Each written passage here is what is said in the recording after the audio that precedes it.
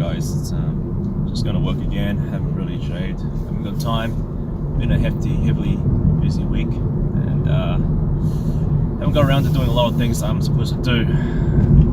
Just really stressed out on the ball right now. So enough of that. Just wanted to get back on what I was saying, and I'll probably say a lot because it's a very important notion to grasp, and I don't believe a lot of people have much consideration, let alone become conscious about it, since everybody have lived their daily lives, go to work, trying to make money, spend time with family. It's a short-term thing for them, so long-term they don't consider that thing their problem. But it'll eventually creep up to us, and eventually we will have to confront it and engage upon it. And the sooner we address the matter, the better it is. And that matter is sustainability. Now, I said before that overpopulation was not the issue here. It's over-sustainability. When you input more than you can handle in a system, say it's a black box, you don't know what happens in the black box, because the economy is a very complicated churning of sprockets and gears. You change one thing, one industry, it affects the others. The oil industry is a major gear. You stop that gear, it just puts the economy to a halt, a screeching halt. So getting back to the topic here, sustainability is very important. It's, we have a sustainable city or lifestyle when everything is balanced, it's in harmony.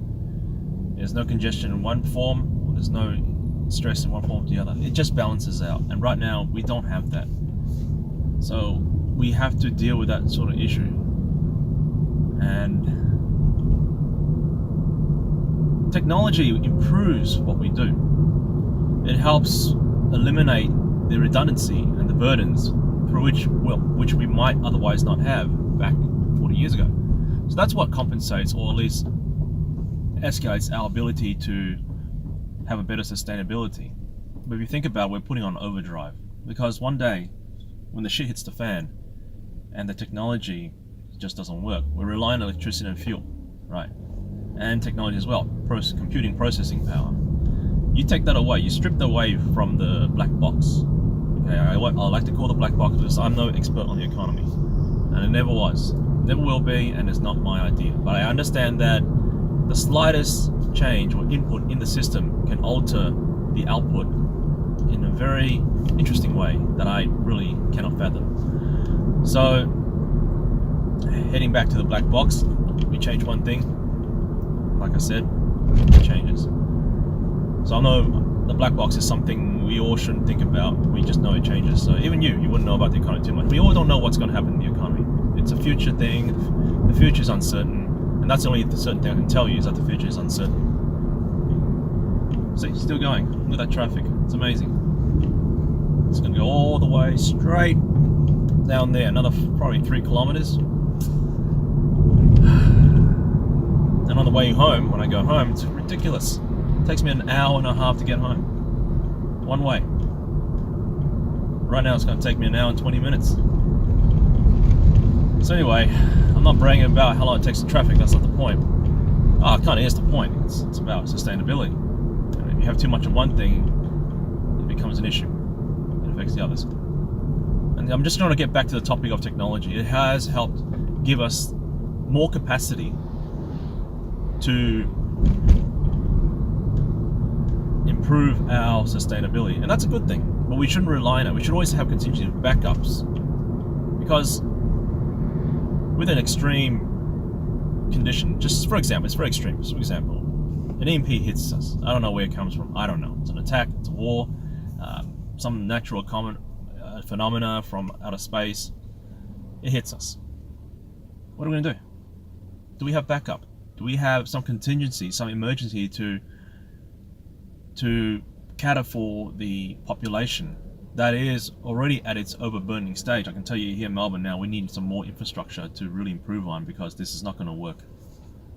And they're not really doing things fast enough. I don't think the council really cares all that much either. I mean, these days people just care about how much money they get in their pockets. And I'm kind of sidestepping on the topic here, but they're all related, because at the end of the day, when it comes to managing our society, it's about, unfortunately, who has the bigger pockets and who can buy the better cars to show off sometimes, and who can, might I say, have a better lifestyle and have this self-ego and apathy for just themselves. That's what it is, matters at the end of the day. People don't, that's the problem with people these days. They talk about how good they are, they talk about all this morality, and they put themselves on a high horse and make themselves feel good, but at the end of the day, they don't really take action on what they speak for. And that's why I always say to people, and it's become a common thing these days, is that people tend to regurgitate morality when they neglect to realize the reality. And that's unfortunate, because they don't preach what they say, or at least they're not conscious enough to see the long-term effects of the system through which we live. And that's very important, because you need to see the bigger picture, the broader picture, not just small things. Unfortunately, like I said, people only think about the present, and they only think about themselves, and they only think about their pride. They don't really see things long-term. I have to say that. I don't know, maybe there are people out there who do, but I'm pretty sure it's not something that we consider the majority. So we're lucky here. We have a good system. We should keep it that way, because if a system works, don't touch it. Walk away. If you inject new things into it, be prepared to fix the changes or face the changes and try to adapt or reflect to it. And that's change. Change will always happen. You're going to understand that. Change is never... The only thing constant is change. And the only thing changing constantly is time. Because through time, things will change. You cannot stop time. Stop time means you stop progress. Whether it's a good thing, advancement, or retardation, it's still progress. Depends on which perspective you look at it. So, another thing is, once a population increases, a government system will have to change. What it is. I can tell you what we have here as the social welfare, that's going to change. There might not be any more of that. They might issue food stamps, and they're really doing some tests in Queensland, I think. And if it works out, they'll issue everyone on food stamps, because the government can't sustain this. When the population gets larger, that's why, if you think about it, look at China. It's gonna be a hellhole, shit hellhole. The government cannot sustain that sort of system. If they issued out benefits, the population of more than 1 billion people, it's not going to work. So that you have to go through a change. Once you reach a certain population, you have to go through a government change. That's all it is. It may take 5 years, it may take 10 years, but it has to change. So, for a system that we have, we're very fortunate, but it won't last. It won't last.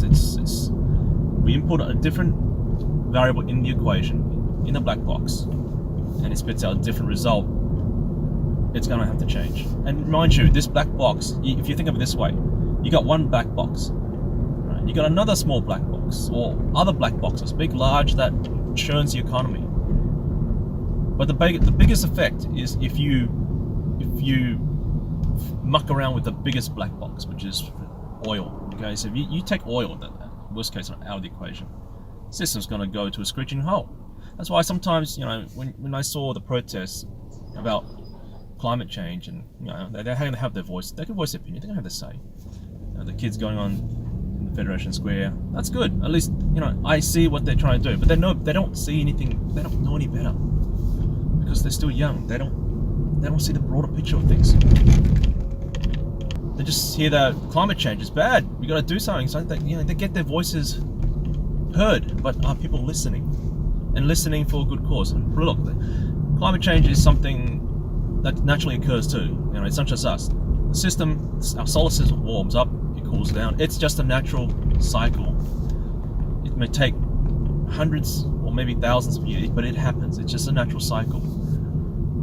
And here you got these kids coming up, they heard on the news that climate change must be caused by us. Whether or not it's caused by us is debatable. But climate change is a natural occurrence. It just happens. Like I said, change is never the same. It will always change. But whether we are the cause of it or not, you guys decide on that.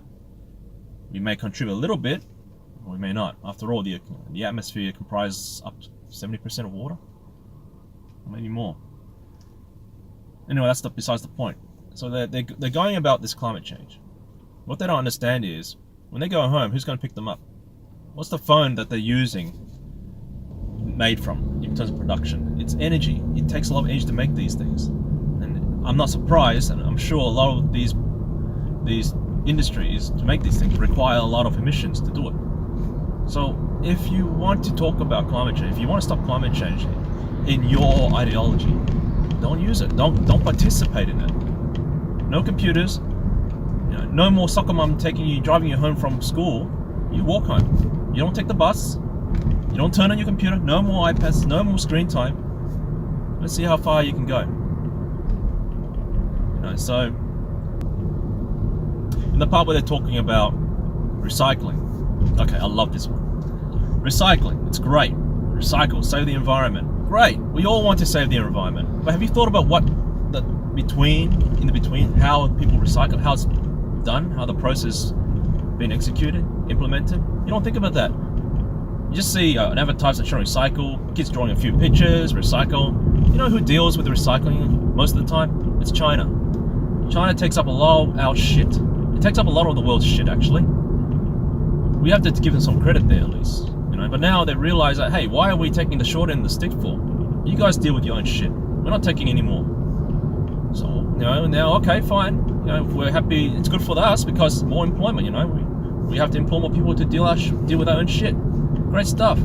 That's if the government allows it. But let's put it this way. The point is, recycling is actually a very difficult process. It's actually a very difficult process. And it's not as easy as 1, 2, 3. Hey, presto, just chuck your recycling paper in the bin and now comes a new one. Hey, everyone's happy, right? No, it's not like that. There's a lot of complicated, intricate steps to recycle, and it takes a lot of energy to recycle. If you notice, you go to your average office works, you buy the green recycled paper, it's more expensive than the bloody blue one. Why? Well, I don't know, maybe because it's not that easy.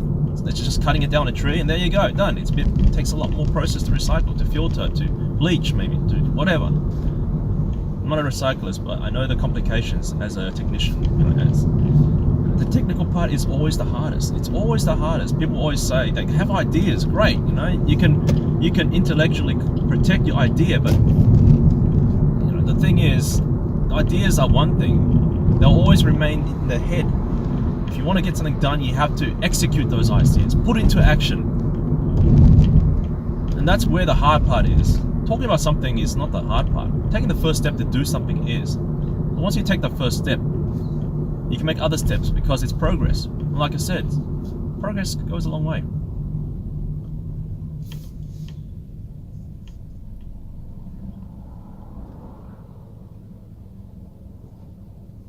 You see, I must apologize. It's just this ramblings of suddenly I'm talking about this, I'm talking about that. I don't really try, when I keep these topics short, it's really short. There's nothing much to talk about, but I thought I'd try to include all these subtopics into, because really, in a way, they're interrelated.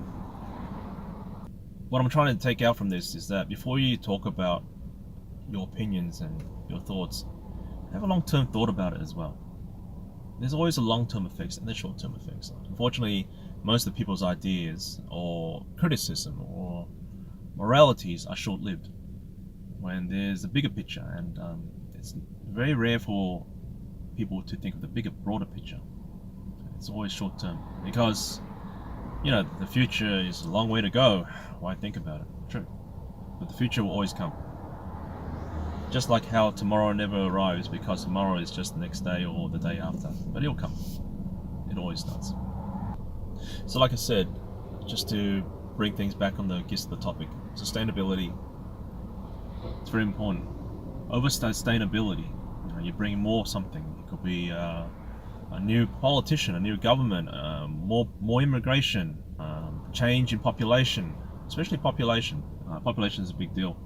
I think the most important resource we have right now is fresh, clean water. That's probably the most important thing. Food, otherwise, is very important. Food and water. And you know what?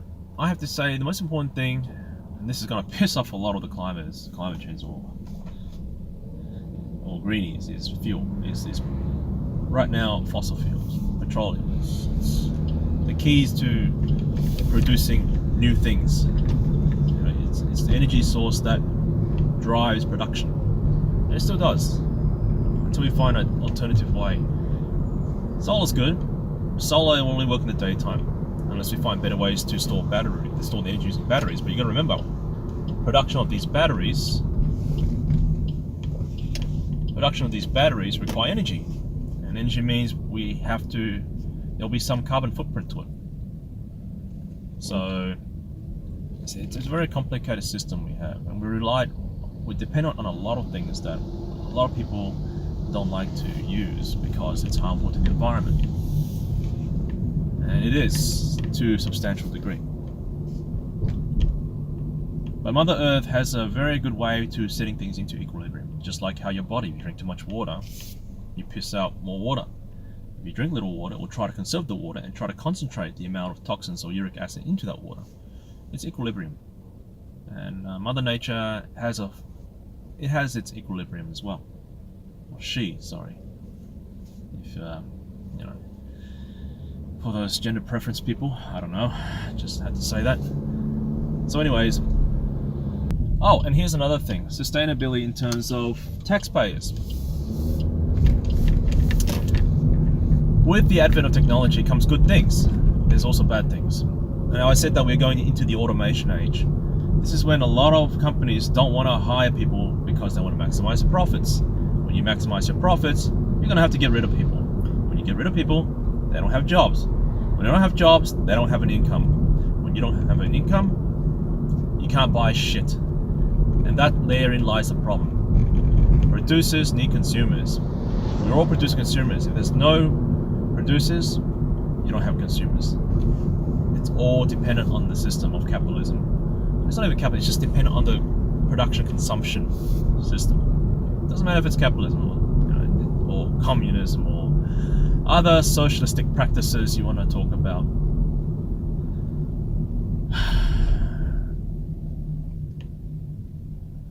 Well, here's the problem, right? With our system, and with any system right now, there's taxes. But taxes can only be collected when someone makes money. But if there's less people making money and more people jobless, how is the system going to sustain itself? See, I'm going back to the point, the word sustain. It becomes over-sustainable. Unsustainable in this case. So what's going to happen? They're going to have to change the system. Like I said again, if you change the system, so basically you got more people unemployed. It depends on the people who are employed. And this becomes a worse situation than it is. This becomes worse. It gets worse every day as more automation takes place. See, the change is upon us. When it comes to technology, it changes a lot of things. Technology makes it more convenient for everyone. You get at the end of the day, the company doesn't want to hire people. If they can get away with it, they'll do it. And the company goes, hey, we can maximize our profits and build our empire big, because if we don't do that, the other company will do it. Oh yeah, and they're going to monopolize over us or compete against and put us down, and we won't be able to survive. Okay, well, that guy, he automates all his industries, but then the next guy will do it, and the next guy will do it, and the next guy will do it. So all these companies will go through automation. Heck, even the restaurants will have machines that will serve you food. I'm not sure McDonald's is doing it yet, but I'm pretty sure they will be doing it, if not yet. So sustainability in terms of unemployment depending on the employed through taxes. You don't have enough taxes. When the government borrows, how are they going to pay it back? You got to ask yourself this. Now, I'm going to extend this topic not just to Australia, but to America. How are they going to pay back? How are you going to pay back your $22 trillion national debt? And that's the national debt alone. You guys have other debts that hasn't been on the record. Do you think you can pay that back? I sure as hell don't think so. That's how I feel right now. How are you guys going to pay back your debt? You're going to have to go through a reset. The reset is not a pretty thing, because in order to justify a reset, there's going to be a nasty event. They're going to have to justify it in a big way. You don't know what they're going to do. They as in, who knows? The government, the elite? I don't know. Whoever's in control, I don't know. There's a lot of conspiracies about this guy's in control, that guy's in control. Heck, I don't even know anymore. All I know is that you guys have this number that's accumulating, it's getting larger, that you need to compress or shrink or eliminate all the same, all together. And I don't think it's possible to, the idea was never to eliminate or reduce that debt. It was never the case. It's impossible. It is impossible. I have to tell you that now. The only way you can eliminate it is to reset it. And that ain't gonna happen because you're gonna piss a lot of countries off. So you're gonna have to plan something. I don't know. If I knew that, I'll be up there one of those people who who instigates these. I don't know. I don't know what they're up to. All I know is that it has to be reset because they're not thinking of reducing it. They're not thinking of crunching those numbers down so it looks good. It looks good already if you don't talk about it in the news, but hey, if you do your research, it's right there. It's not going anywhere. And the worst part is, it's going up. So, that's not sustainable. What's going on? Whatever they're up to, if they're going to reset it, and it's not if, when. If it's not when, it's where as well. It's who, what, when, where, why. Well, that's another debate or research to go through next time. I just don't have time to talk right now. But all these things, it's a major issue to resolve, and it's not easy. This economic thing is not easy. It's a matrix of complications. It's not sustainable. It really is not sustainable. I should organize my talks better, but heck, I'm driving for an hour and a half. What else have I got to say? I'm just talking things as I go through ad hoc. So